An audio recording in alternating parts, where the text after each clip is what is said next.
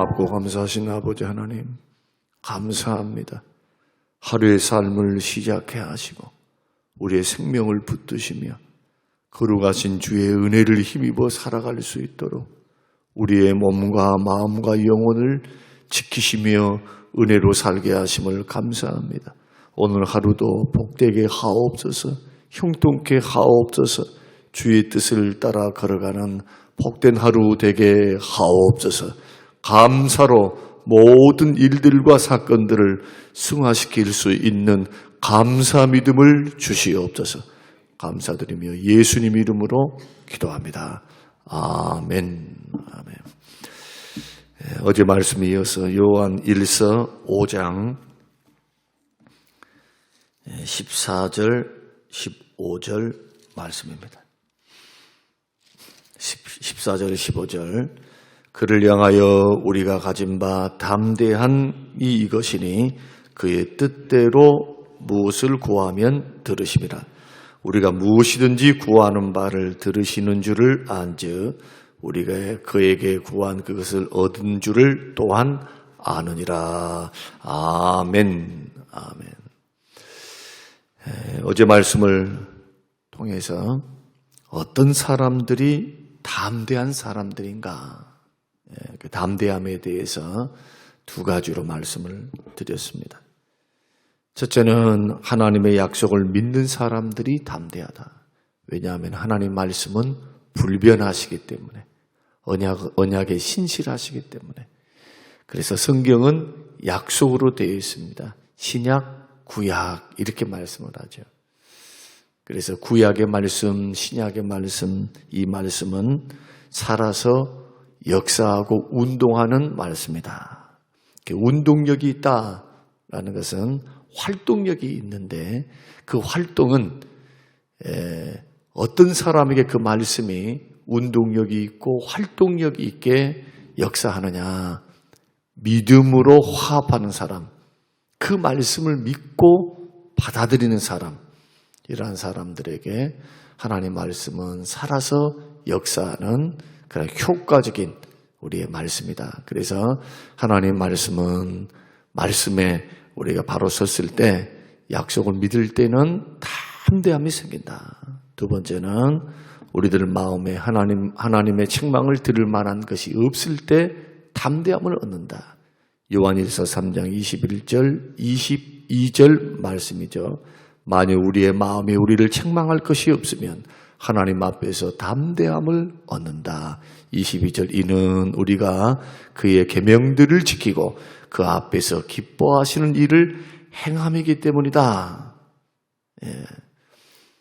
그래서 우리가 하나님 앞에 책망 들을 만한 일들을 우리가 하지 않는 것, 그의 계명들을 우습게 여기지 않고 또 하나님을 기뻐하는 일들에 우리가 인색하지 않고 계명을 지키고 하나님이 기뻐하는 일을 행할 때 우리의 마음에는 담대함이 생긴다. 이것이 공로가 된다는 것이 아니고 하나님이 싫어한 것 하지 않고 하나님이 기뻐하는 것을 하기 때문에 우리 영혼에 담대함이 생기는 거죠. 그리고 세 번째는 오늘 본문 말씀이 우리가 주고 있는 말씀대로 그의 뜻대로 무엇이든지 구하면 들으심인데 그를 향하여 우리가 가진 담대함이 이것이다. 그 담대함이 뭐냐? 하나님의 뜻대로 구할 때 얻게 된다고 하는 담대함입니다. 그래서 하나님의 뜻대로 구하는 기도에는 뭐가 생기느냐? 담대함이 생깁니다. 그리고 담대함을 가져야 합니다. 하나님 뜻대로 기도하면 응답해 주신다라고 하는 믿음 앞에서 담대함을 가져야 되고 또 이 말은 하나님의 뜻대로 구하면 반드시 응답되어진다라고 하는 담대함이 생긴다는 겁니다. 왜 그런 거 하면 자기의 뜻대로 기도하는 것은 주님을 기쁘시게 해드릴 수도 없지만 정욕적이고 육신적인 기도입니다. 자기의 뜻을 관철시키기 위해서 하나님 앞에 기도로 덤벼들고 달라든다면 우리가 생각할 때는 어린아이가 막 땡깡을 부리고 하면 어렸을 때는 그것이 통할 수도 있어요. 한두 번은 그것이 넘어갈 수는 있어요. 그러나 곰곰이 생각해 보십시오. 나이가 들었는데도 계속 그런 행태를 보인다면 중학생이 됐는데도 고등학생이 됐는데도 어린아이 때 그냥 자기밖에 모르는 그러한 졸라됨을 부모에게 한다면 그 부모에게 근심이 될 것이고 부모는 그것을 기쁘게 받지 않을 겁니다. 누구를 위해서? 자식을 위해서. 너 그러는 것 아니다. 인생 그렇게 살면 안 된다. 세상 절대로 네가 고집한 대로 네가 원하는 대로 그렇게 되는 것 아니다. 라고 가르쳐 주는 것이 맞겠죠. 같은 이치입니다. 하나님께서 기도를 다 들으시니까 우리의 신음소리도 들으시니까 우리의 아픔, 괴로움, 어떤 기도도 들으시니까 다 응답해 주시고 들어주시리라 생각하지만 그렇지 않습니다. 내 마음에 죄를 품고 기도하는 사람 응답이 없습니다. 그 기도 들으시지 않습니다. 또 정욕적으로 구하는 것도 하나님 응답하지 않습니다.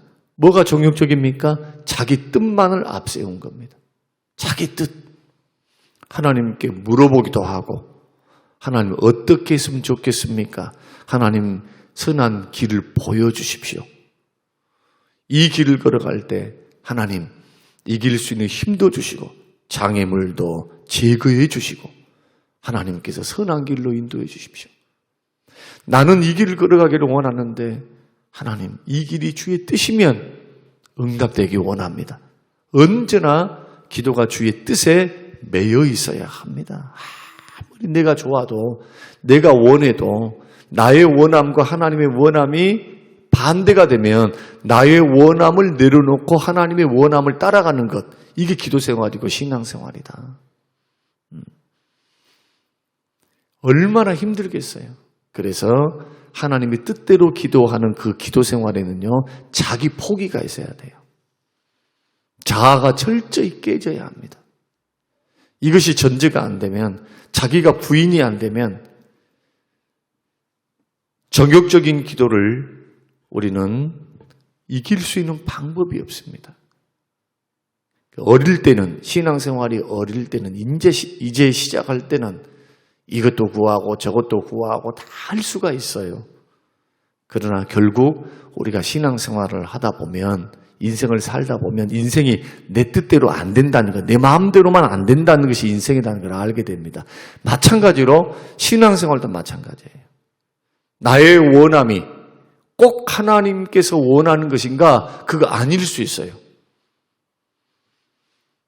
그래서 지혜로운 성도는 하나님 앞에 얻을 수 있는 기도 응답이 분명한 그러한 기도 생활은 그의 뜻대로 구하는 생활. 하나님의 뜻대로 구하게 되면 하나님께서 반드시 응답하시고 무엇이든지 구하면 얻는다라고 할 때 무엇이든지라는 말씀이 아까 3장 말씀을 드렸습니다마는 우리 마음에 책망할 것이 없고, 그러죠? 그 다음에 그의 계명들을 지키고 그 앞에서 기뻐하시는 일을 행하니까 무엇이든지 구하는 바를 받게 되는 거예요. 3장 21절, 22절. 다 뭐에 매여 있습니까? 하나님의 말씀, 그리고 하나님이 기뻐하는 뜻, 기뻐하는 일, 행하는 것. 이 일을 위해서 구할 때 하나님께서는 기도에 어떤 기도도 뜻대로 살기 위해서 구하는 기도가 무엇이든지라고 하는 그러한 조건입니다. 주의 뜻대로 계명들을 따라서 하나님이 기뻐하는 그 일을 행하면서 구하는 것, 그 일을 위해서 구하는 기도. 그럼 하나님 뜻이라고 하는 게 뭐냐? 하나님을 영화롭게 해드리는 것에 기도의 초점을 맞추는 거예요. 하나님을 영화롭게. 그래서 내가 기도하고 구하는 것이 하나님께 영광이 되는가? 나에게만 유익이 되는가? 하나님께 영광이 되고 나에게도 유익이 되는가? 그렇다면 그 기도에는 응답이 있습니다. 여러분 신명기 말씀 민수기 말씀 보면은 발람의 기도가 나옵니다. 발람 선지자 들어보셨죠? 발락이라고 하는 자가 찾아와서 미디안 광야에서 이스라엘 백성들이 행진해서 지금 가나안 땅을 지나가고 자기 땅을 이렇게 지나가니까 모압 평지를 지나가니까 이 발락이라고 하는 왕이 산 꼭대기에서 저 이스라엘 백성들을 좀 저주해 주라. 저주의 기도를 해달라. 그 요청을 받았습니다. 그러면 뇌물을 많이 줬어요. 그리고는 이 발람이 그렇게 하려고 정말로 제사장이었던 그 발람이 올라가서 산 꼭대기에 올라가서 이제 저주하려고 하는데 이 나귀 새끼가 안 가. 나귀가 안 가는 거야, 나귀가. 그리고 나귀가 말을 하죠. 책망을 합니다. 누구를? 발람 선지자를. 그리고 발람이 깨닫습니다. 뭘 깨닫습니까? 이게 배터리가 다 되버린다. 발람이 깨닫습니다. 뭘 깨닫느냐 하면은 하나님께서 지금 이 일을 기뻐하시지 않는구나 하고 오히려 발락이 보는 앞에서 뭘 하느냐 하면 축복 기도를 해버려요. 그런데 보십시오. 발람의 불순한 의도를 간파하신 분이 하나님이시죠. 그러시죠? 하나님께서는 발람의 생명을 거둬가십니다. 그 기도가 정말로 하나님의 영광을 위한 기도였을까? 그 의도 자체가 처음에 이제 깨닫고 그렇게 기도는 했습니다만은 육신적이요 정욕적인 것에서부터 출발한 기도였다는 거예요. 그래서 언제나 기도할 때도 동기를 살펴보아야 한다. 정말 내가 정말 어려워서 하는 기도인가? 아니면 가지고 있으면서도 더 욕심을 부려서 하는 기도인가? 그거 고민해 봐야 돼요. 생존을 위해서 정말 필요한 건가? 아니면 욕심을 더 내서 욕심 이런 기도는 응답이 없어요.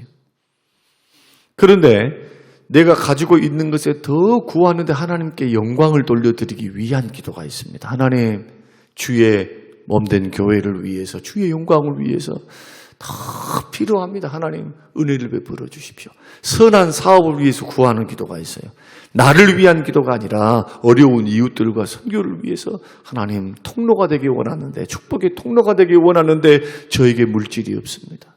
교회를 지키려 원하는데 물질이 없습니다. 하나님, 물질 주십시오. 거기에는 반드시 응답이 있어요.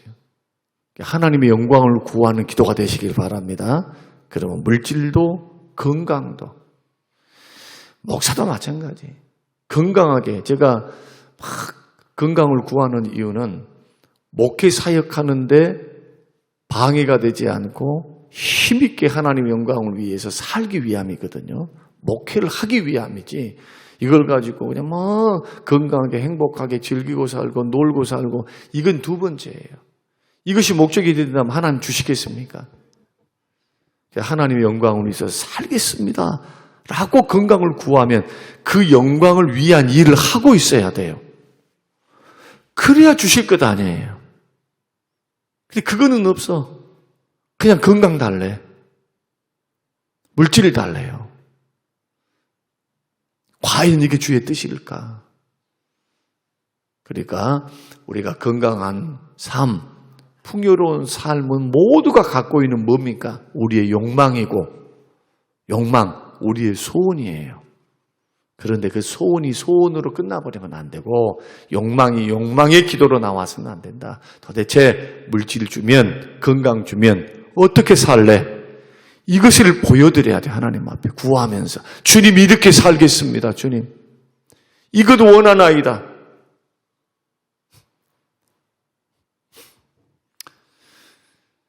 이 부분이 기복주의하고 다른 점이에요. 기복주의는 뭐냐? 오로지 얻어내면 되는 거예요. 내가 왜 지극정성으로 믿느냐? 내가 왜 지극정성으로 기도하느냐? 내가 왜 지극정성으로 물질을 드리느냐? 봉사하느냐? 복 받으려고. 복 받으려고.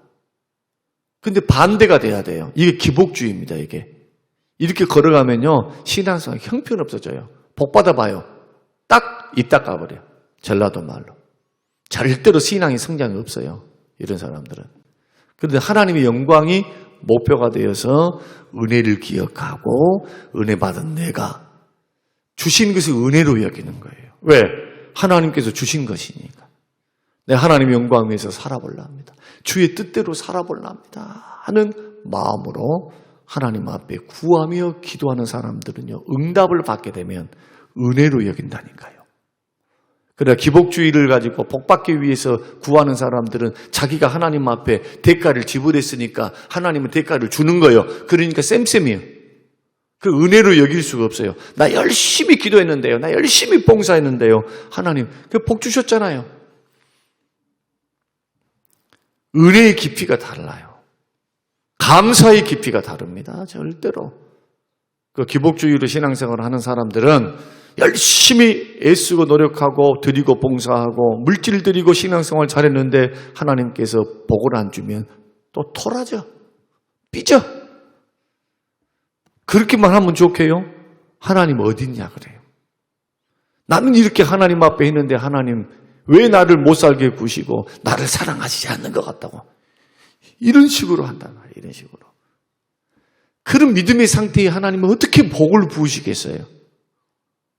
자기는 고치려고 하진 않고 자기 생각과 마음, 잘못된 방향성, 신앙의 방향성, 기도의 방향성, 목표의 방향성, 신앙의 목적, 이것을 고치려고 하지는 않고 주의 말씀을 따라서 그 뜻을 따라서 기복주의에 물들여서 자기의 정욕적인 신앙생활. 그래서 해로워요. 이런 신앙생활은. 그래서 언제나 신앙생활의 목표가 하나님의 영광이 돼야 되고 구원이 돼야 돼요. 구원. 하나님의 영광, 그리고 나의 구원. 이 구원과 영생의 복과 바꿀 것이 없기 때문에. 이런 신앙관을 딱 가지고 있어야 물질의 손해를 보고 고난이 오고 역경이 오고 질병이 찾아와도 이런 사람은 뒤로 물러서지는 않지요. 믿음으로 승부를 걸면서 믿음의 길을 걸어가는 겁니다. 그 뜻대로 구하는 게 뭐냐? 약속의 말씀을 붙들고 기도하는 게 뜻대로 구하는 거예요. 주의 뜻이 성경이 다 기록되어 있거든요. 그 성경을 읽으면서 배우면서 기도를 배우셔야 합니다. 하나님 말씀 붙들고 기도하시기 바랍니다. 주의 말씀 붙들고 기도하는 거. 자꾸 주의 말씀 의지해서 그 말씀을 인용을 해서 자꾸 기도하는 거. 하나님, 노아도 모세도 바울도 이런 어려움 중에서도 하나님 구했을 때 하나님 응답하신 하나님. 욥의 고난 가운데 하나님 승리케 하신 하나님. 욥의 인내를 배우게 해주십시오. 욥처럼 인내할 때 갑절의 복을 주십시오. 믿음으로 이길 수 있도록 도와주세요. 얼마나 주님이 기뻐하시겠어요. 오늘 우리가 이틀에 걸쳐서 주신 그의 뜻대로 구하면 오늘 두 번째 시간으로 우리가 어제 말씀과 오늘 말씀을 정리해 드렸습니다. 저와 여러분이 믿음의 길을 걸어갈 때 헛다리를 잡고 잘못된 기도의 방향으로 시간을 쏟아버린다면 그것은 아무런 의미가 없겠죠. 물론 기도 배우겠죠. 아, 이렇게 해서는 응답이 없는구나 하는 기도. 바른 기도에는 반드시 무엇이든지 원하는 대로 구하면 들으시고 얻으리라. 오늘 그의 뜻대로 응답받는 기도를 위해서 뜻대로 구하시는 저와 여러분 되시고 그 기도의 방향성이 언제나 하나님의 영광, 그의 뜻, 그의 약속, 이것을 믿음으로 구할 때 여러분 정욕적이고 육신적인 기도 생활에서 탈피하고 주의 뜻을 따라 한 걸음 걸어가면 여러분들이 그렇게 원하는 건강, 물질도 찾아오는 거예요. 하나님의 뜻을 이루기 위해서 붙여줘. 그 뜻 이루라고 하나님께서 열어주셔, 기적으로. 은혜를 베푸세요. 그러니 뭘 고쳐야 되느냐? 나를 고쳐야 됩니다.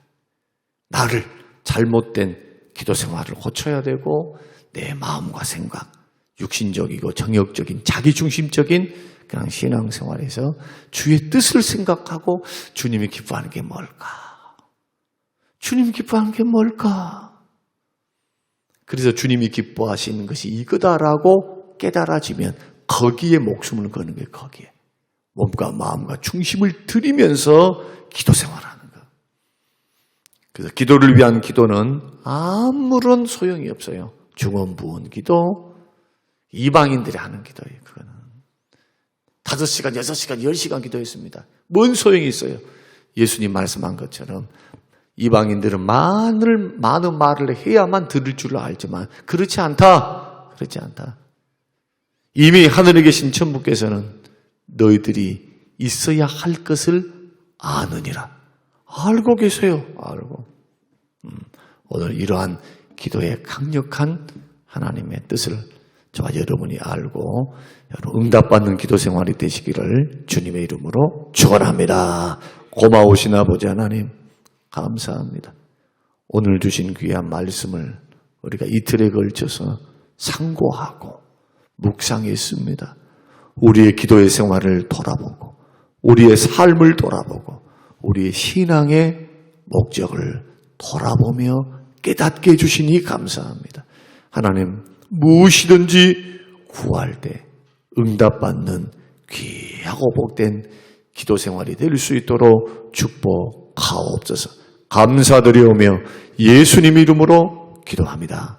아멘.